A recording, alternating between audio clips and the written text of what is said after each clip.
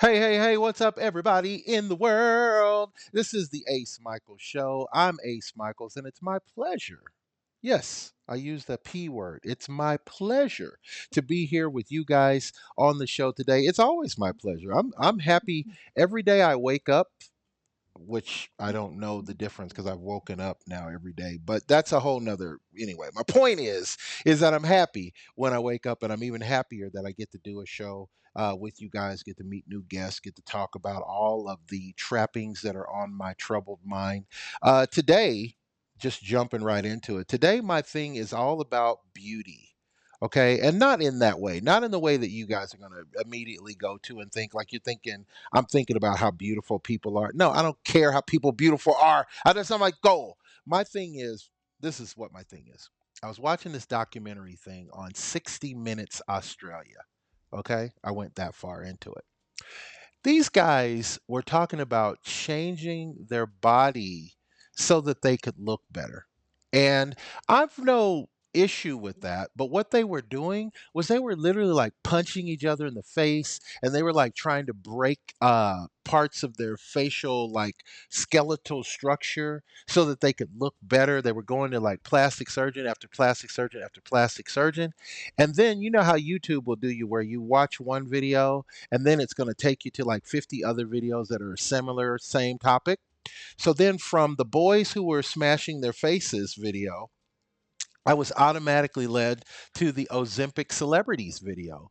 And I got to tell you, Ariana Grande was a cute looking little bird woman before she turned into a completely skeletal bird woman. Like I don't know what's going on, but there's definitely a thing now where we've put our looks in front of everything else. And I don't want to blame it on social media because we can. I mean, that's an easy go to. I don't want to blame it on Obama because I mean, we can because that's an easy go to.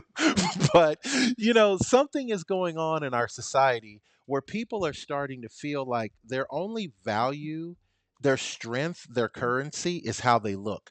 Now, don't get me wrong. I mean, I'm a good looking damn dude, so I don't really have this problem. But I'm saying for other people, not playing.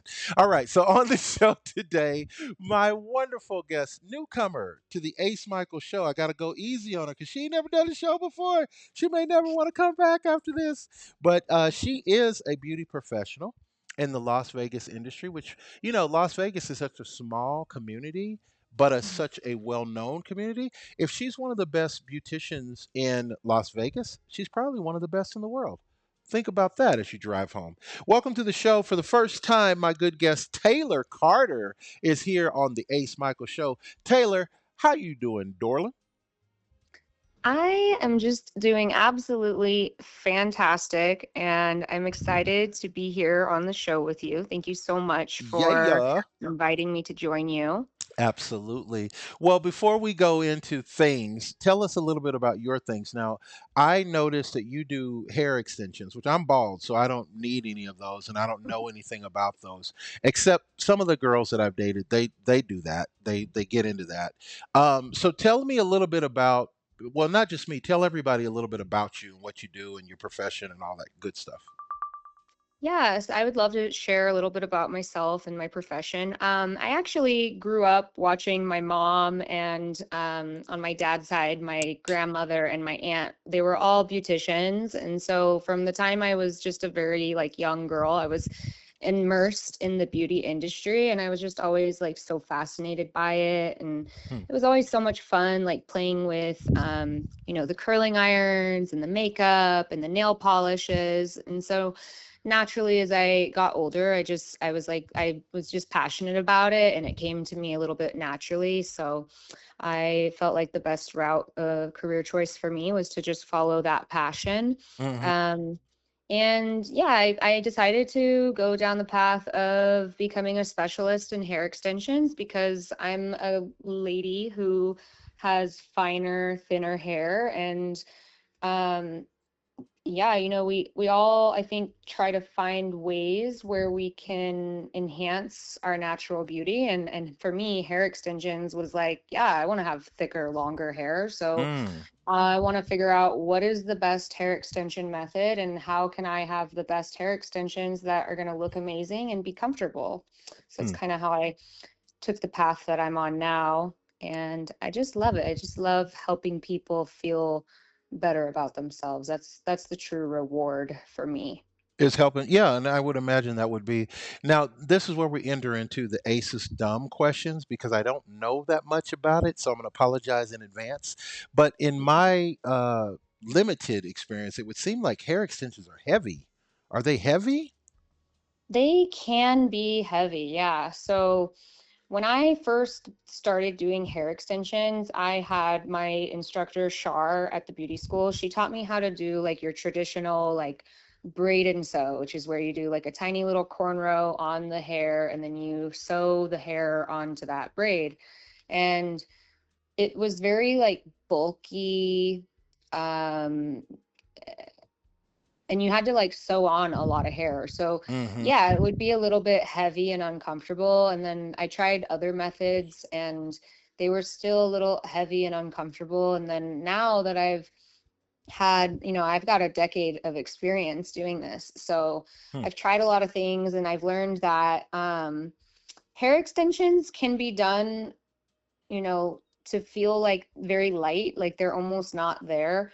But when you start trying to put too much hair in, then it starts to get heavy and then it can cause, like actual damage to your scalp and your hair. So Hmm. it's a fine line of like making sure that you can put enough hair in to give your customer the look that they're going for, but also to like not overdo it. It's kind of like like going to see a lip doctor and then, they fill your lips so much that it just looks like it can look bad if you have too much hair or too much lip filler. It goes both ways. Mm-hmm.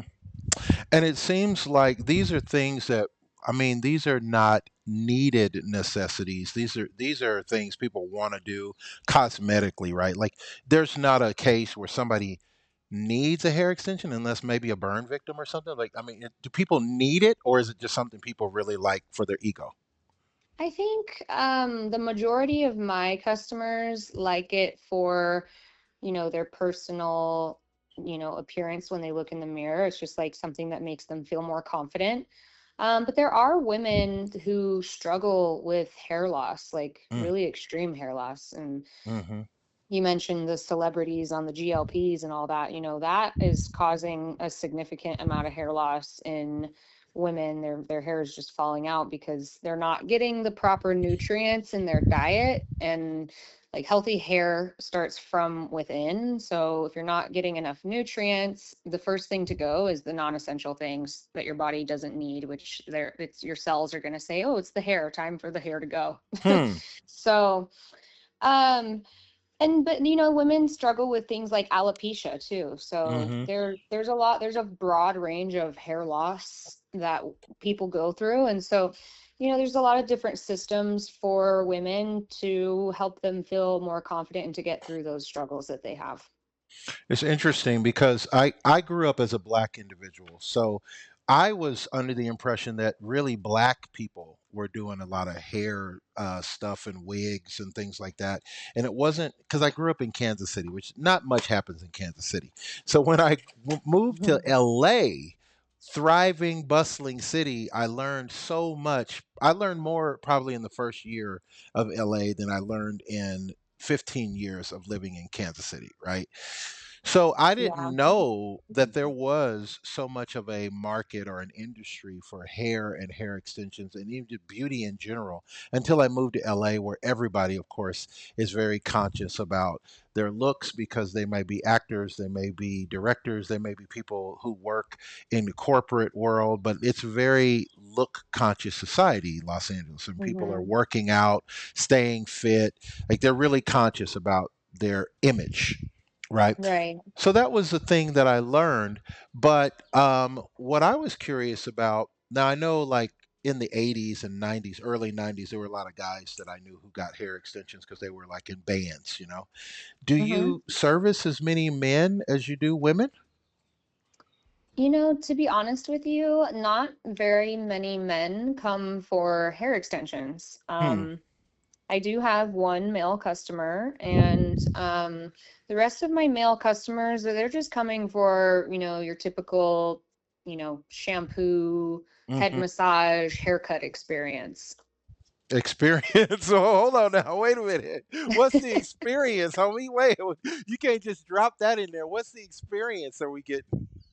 Well, when you come to my salon, it's kind of like you're stepping into like a speakeasy, like this is like a Ooh. luxury, like VIP only type of Ooh. I experience. did not Come sit know. in my chair. Let me discuss with you what type of look you're going for. How can we achieve that? Is it going to work for you? Is it not?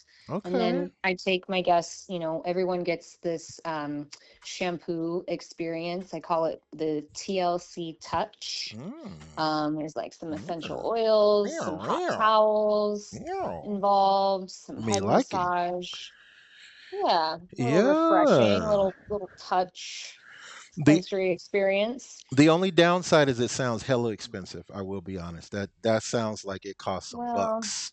It does. well, It doesn't sound like the economy plan. It sounds like the full on premium is happening. So well, that's how I roll, Ace. I guess so. Yeah, you're gonna have to keep on rolling without me. But you know what's funny was I met a lady. I went to New Orleans on a business trip. I met this lady. She was a friend of the group that I was with, so I didn't know her very well. But we were making some small talk, and she was in the beauty industry. She had her own salon, and this particular trip that I went on was like on a maybe it was a Memorial Day. It was one of the 3 day holidays, and so we were all off. And so that Monday that she was off, she was complaining because she was saying, I'm losing a lot of money right now. Like I should be working today. And I was like, well, you can't just work. I mean, how much money is it worth, really? She goes, well, this whole Mhm. week, if you add up the days that we've had the holiday days, she named a number, and I was like, whoa, I had no idea beauty was so expensive. Oh my Yeah. gosh. Yeah, you better get back to work, girlfriend. Like seriously. So you guys That's make right. make a good deal of money in the beauty industry, right? Like beauty's not cheap. It's not like plastic surgery. Plastic surgery's not cheap. Dentistry's not cheap. Anymore, these things are going to cost you a pretty penny. They're going to look great, but they're going to cost a pretty penny, right? Right. To do Yeah. it I to do it mean, right. to do it right, to have someone who has experience and knowledge on the service that you want to get, and the proper like location, and the products are really important too. Like I only use high quality product for all of my clients, so all of that kind of factors into the end cost that you're paying for. And that's funny that you mentioned that about the costs and location, because I will tell you, my friend, because I know you were curious. So I've always enjoyed a couple of times I've gotten my nails polished, right? Mm. And so it's just a nice shiny look. I think that when you meet an individual, you shake their hand and you notice things like their watch, their ring, little things, right? But if Mm-hmm. their nails are polished, to me, that's a wealthier look. I think a person who has polished nails, it looks like, this is a stable individual. This is a person who's got a little money behind them. So Yeah. I like that look, and I was thinking about getting mine done. But just like you said about location, now I live close to a Walmart that does these services for about $50, Mm-hmm. and I've never gone in there. For years, I pass right by it because it's a Walmart. And my thinking is if I'm going to do this right, I need to go to a salon. Even though all I really want is just the polishing and the buffing done so that they're shiny, I still feel like the location matters. I don't want to get it done at Walmart, just like I don't get my car oil done at Walmart either. Right. You know, B- I just, but that matters, right? Location matters a lot. So if you go to the salon, like you said, you're getting an experience. So you're going to the speakeasy vibe, which sounds really cool. I would imagine you guys have some, some soft death metal music playing in the background, or something like that. Get us in the mood, right? Praise the devil all day. And then we can sit down and get into our thing and get taken care of, right? That sounds really cool. Um, so, how long have you been in the Las Vegas area doing this type of magic?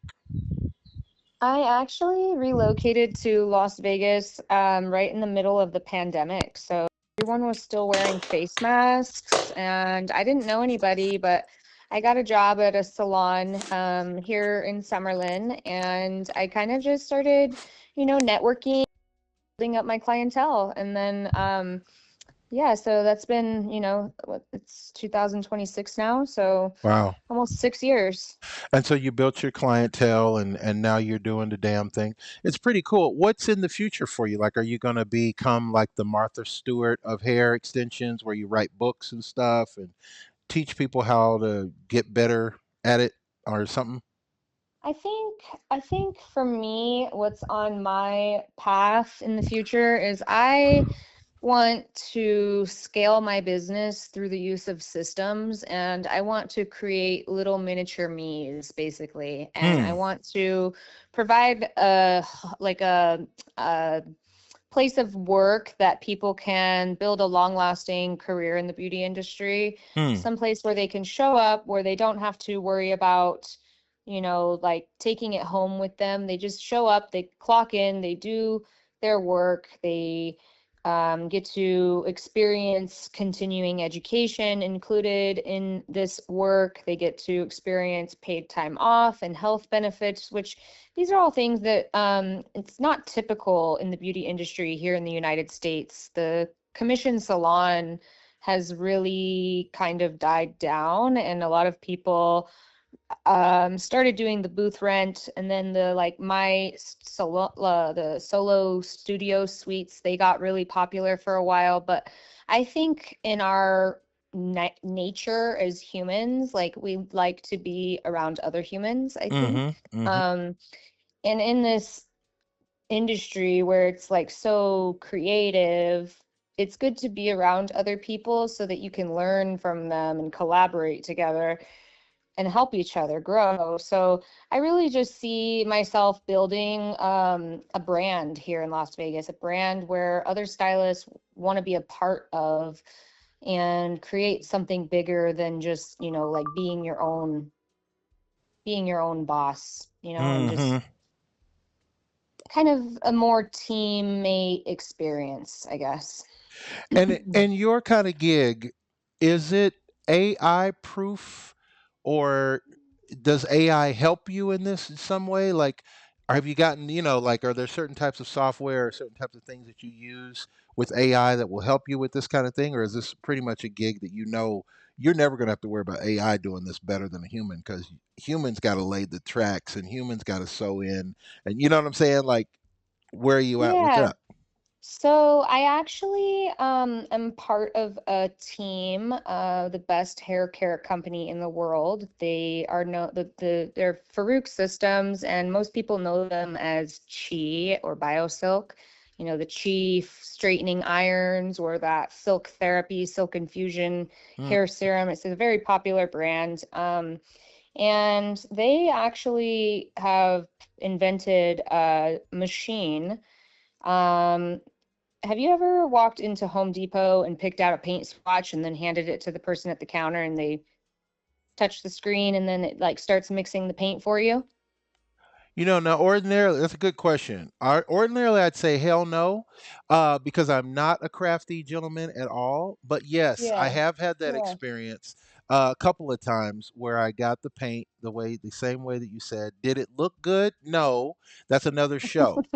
But yes, yes, I Well, have. where I was going with that is we have this machine now that has the capability for me to produce any hair color that I want. And it reduces my inventory of product that I have to keep on the shelf.